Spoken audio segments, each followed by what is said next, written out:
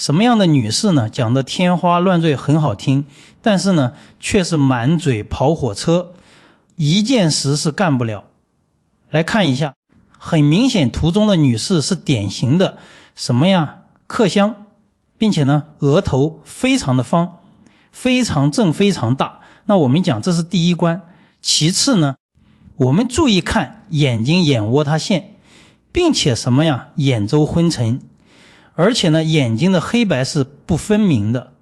然后呢最关键的来了，嘴唇是典型的什么呀？含沟唇。那这种嘴巴是非常厉害的。我们讲满嘴跑火车呢，谎话连篇，基本上呢是嘴上抹油，讲得好听，但是呢做的却不好看。